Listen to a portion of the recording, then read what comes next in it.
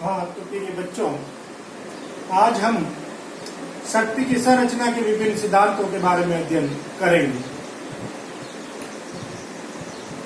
परंपरागत राजनीतिक संकल्पना में शक्ति का तात्पर्य ऐसी क्षमता से रहा है जिसमें एक वर्ग द्वारा दूसरे वर्ग के ऊपर नियंत्रण स्थापित किया जाता है। लेकिन ये उस वर्ग की पहचान करने के लिए कि वह कौन सा वर्ग है जो दूसरे वर्ग के ऊपर नियंत्रण स्थापित रखता है, वह कौन से कारण हैं जिनकी वजह से वर्ग के द्वारा दूसरे वर्ग के ऊपर नियंत्रण स्थापित किया जाता है, इसके बारे में हमारे पास शक्ति संरचना के 4 प्रमुख सिद्धांत दिए गए हैं। हमारी पुस्तक में शक्ति संरचना के 4 सिद्धांत दिए गए हैं, जिनके अंदर पहला सिद्धांत है वर्ग प्रभुत्व का सिद्धांत। शक्ति संरचना के 4 सिद्धांतों में पहला सिद्धांत है वर्ग प्रभुत्व का सिद्धांत। वर्ग प्रभुत्व के सिद्धांत के अनुसार वर्ग प्रभुत्व का सिद्धांत देने वाले प्रमुख मार्क्सवादी विचारक थे। मार्क्सवादी विचारकों का ये मानना है कि संपूर्ण विश्व, संपूर्ण जगत में लोग, पूरी दुनिया आर्थिक आधार पर 2 वर्गों के अंदर बंटी हुई है। एक वर्ग है बुर्जुआ वर्ग और दूसरा वर्ग है सर्वहारा वर्ग। अर्थात बुर्जुआ वर्ग आर्थिक रूप से संपन्न वर्ग है, उत्पादन के साधनों पर उनका स्वामित्व है।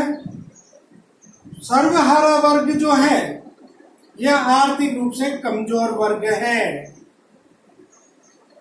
तो सृष्टि के अंदर, समाज के अंदर आर्थिक आधार पर 2 वर्ग बने हुए हैं, जिनमें एक वर्ग बुर्जुआ वर्ग है जो आर्थिक आधार पर शक्तिशाली है और दूसरा सर्वहारा वर्ग है जिसको आर्थिक रूप से कमजोर वर्ग है।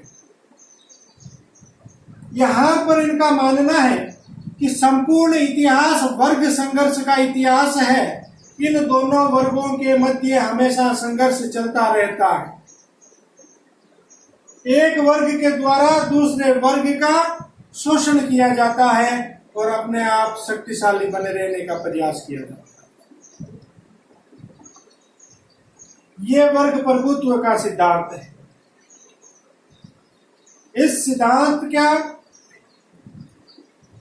सोवियत संघ में निजी संपत्ति को समाप्त किया गया था, फिर भी यह सिद्धांत असफल सिद्ध हुआ। शक्ति संरचना का दूसरा सिद्धांत है विशिष्ट वर्गीय सिद्धांत।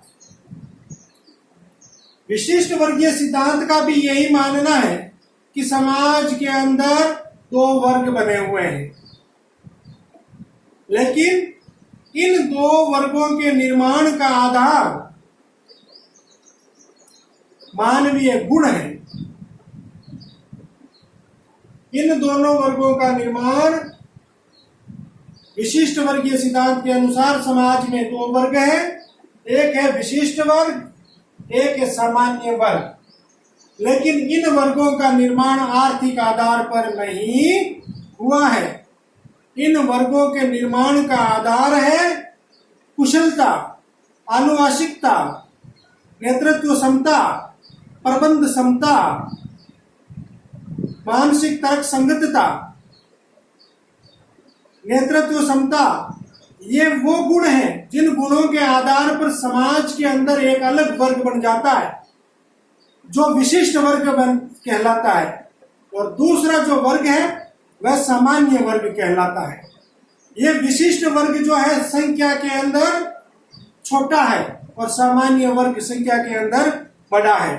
फिर भी इस संख्या में छोटा होते हुए भी विशिष्ट वर्ग के द्वारा सामान्य वर्ग के ऊपर नियंत्रण स्थापित किया जाता है तथा इस वर्ग को अपने कार्य के लिए, अपनी सुविधा के लिए इनका फायदा उठाया जाता है।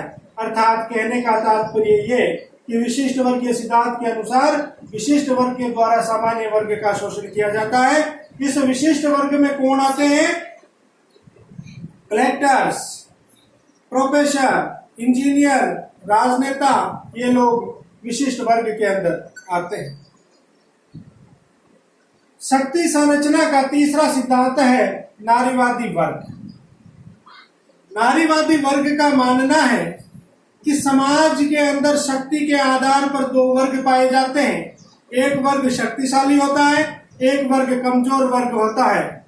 लेकिन इनके निर्माण का आधार ना तो आर्थिक है और ना ही मानवीय गुण है। इनके निर्माण का आधार है लैंगिकता, अर्थात लैंगिक आधार पर समाज में दो वर्ग बने हुए हैं। एक वर्ग है पुरुष वर्ग, एक वर्ग है पुरुष वर्ग और एक वर्ग है महिला वर्ग। यहाँ पर महिला वर्ग जो है वो शक्ति के अंदर कमजोर वर्ग है और पुरुष वर्ग शक्तिशाली वर्ग है। इस शक्तिशाली वर्ग के द्वारा इस कमजोर वर्ग का शोषण किया जाता है। अर्थात नारीवादी सिद्धांत का मानना यह है कि समाज में लैंगिक आधार पर वर्ग का निर्माण होता है, जिसमें एक पुरुष वर्ग होता है, एक महिला वर्ग होता है। महिला वर्ग कमजोर वर्ग है और शक्ति के आधार पर शक्तिशाली वर्ग पुरुष वर्ग है और पुरुष वर्ग के द्वारा महिला वर्ग का शोषण किया जाता है। ये इसी का परिणाम है कि यूरोप के अंदर नारी मुक्ति आंदोलन चलाए जाते हैं तथा पितृसत्तात्मक परिवार को समाप्त करके मातृसत्तात्मक परिवार की स्थापना की जाती है। शक्ति संरचना का चौथा सिद्धांत है बहुलवादी सिद्धांत। बहुलवादी सिद्धांत का विचारकों का यह मानना है कि ना तो वर्ग प्रभुत्व के सिद्धांत की तरह, ना विशिष्ट वर्गीय सिद्धांत की तरह, ना ही नारीवादी सिद्धांत की तरह समाज में शक्ति के आधार पर दो वर्ग पाए जाते हैं। बहुलवादी सिद्धांत को भारतीय सिद्धांत भी कहा जाता है। बहुलवादी सिद्धांत को शक्ति संरचना का भारतीय सिद्धांत कहा जाता है। बहुलवादी सिद्धांत के अनुसार समाज में शक्ति के आधार पर दो वर्ग नहीं पाए जाते हैं, जिसमें ना तो कोई शक्तिशाली होता है ना ही कोई कमजोर वर्ग होता है। इनका मानना है कि समाज के अंदर बहुत सारे वर्ग पाए जाते हैं, बहुत वर्ग पाए जाते हैं, इसीलिए इसका नाम बहुलवादी सिद्धांत पड़ा है। इसे भारतीय सिद्धांत भी कहा जाता है। इसके अनुसार समाज में शक्ति किसी एक वर्ग में केंद्रित नहीं होती है, बल्कि समाज के अंदर बहुत सारे वर्गों के अंदर यह शक्ति केंद्रित होती है। और जहां पर इनके अंदर जो शक्तिशाली वर्ग होता है उसके अंदर उत्तरदायित्व की भावना होती है और वह वर्ग कमजोर वर्ग का शोषण नहीं करता है, बल्कि कमजोर वर्ग को शक्तिशाली बनाने के लिए अपने उत्तरदायित्व को पूर्ण करता है तथा इस कार्य की ओर अग्रसर रहता है कि मैं कमजोर वर्ग को संबल प्रदान करूं और इस वर्ग को शक्तिशाली बनाए रखने का प्रयास करूं। तो प्रिय विद्यार्थियों, आज हमने पढ़ा शक्ति संरचना के सिद्धांत। शक्ति संरचना के चार सिद्धांत हैं। पहला वर्ग प्रभुत्व का सिद्धांत, दूसरा विशिष्ट वर्गीय सिद्धांत, तीसरा नारीवादी सिद्धांत, चौथा बहुलवादी सिद्धांत। हम फिर मिलेंगे आगे सतह के बारे में, सतह के विभिन्न प्रकारों के बारे में अध्ययन करने के लिए। तब तक दीजिएगा इजाजत। नमस्कार।